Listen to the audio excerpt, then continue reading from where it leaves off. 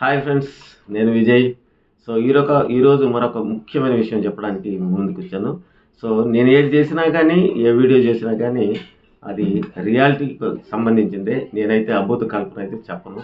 So జరిగిన విషయాన్నే మీకు చేరవేయడమే నా బాధ్యత. సో బిగ్ బాస్ అయిపోయిన తర్వాత ఖాళీగా ఉండకుండా జరిగిన సంఘటనల గురించి చెప్పడానికి నేను ముఖ్యమైన ప్రాధాన్యత ఇస్తాను.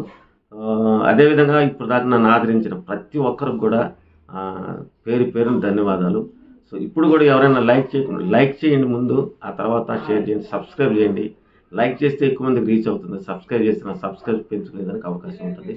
సో కొత్త యూట్యూబర్లు మీరు అందరూ ఆశీర్వదిస్తారని నేను కోరుకుంటున్నా. ఇక సబ్జెక్ట్కి వెళ్ళిపోదాం శక్తి లేకుండా.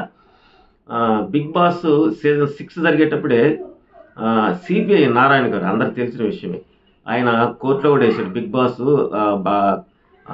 ఎక్కువ శృంగార సంబంధమైనటువంటి ఎక్కువ కంటెంట్ ఉంది, సో దాన్ని బ్యాన్ చేయాలని కోర్టుకి వెళ్ళారు. కోర్టు కూడా వాళ్ళ దగ్గర ఫుటేజ్ కూడా తీసుకుంది. మరలా ఇప్పుడు నిన్న కళాకారులకు సంబంధించిన మీటింగ్కి అతను ఆహ్వానిస్తే అక్కడ అతను చేసిన వ్యాఖ్యానాలు చాలా దారుణంగా ఉన్నాయి. ఈ దేశంలో ఎన్నో సమస్యలు ఉన్నాయి. పార్టీలు అన్న తర్వాత సమస్యల మీద పోరాడితే వాళ్ళకి మైలేజ్ వస్తుంది, కానీ ఇలాంటి రియాలిటీ షోల మీద పడి ఏడిస్తే ఏమొస్తుంది చెప్పండి.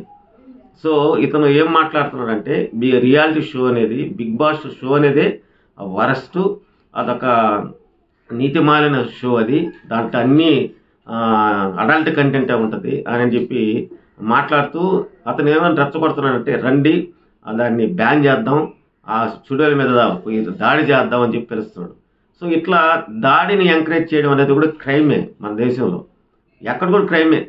మరి ఇంత రాజకీయాలు పండినటువంటి నారాయణకి ఆ విషయం ఎందుకు అర్థం కాలేదో నాకైతే అర్థం కావడం లేదు.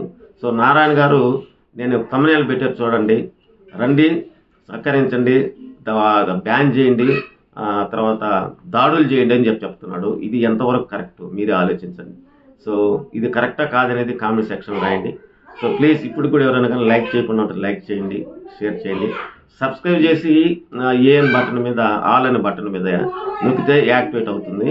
అప్పుడు నేను చేసే ప్రతి వీడియో కూడా మీకు వస్తుంది ఫ్రెండ్స్. సరే, ఇప్పుడు దాకా అయితే నాకు చాలా చాలా చాలా సంతోషకరమైన విషయం ఏంటంటే, అందరూ కూడా నేను పెట్టే వీడియోలు చూస్తున్నారు. చాలా సంతోషం. ఇదే విధంగా ఎంకరేజ్ చేస్తారు ఆశిస్తున్నాను. Thank you very much.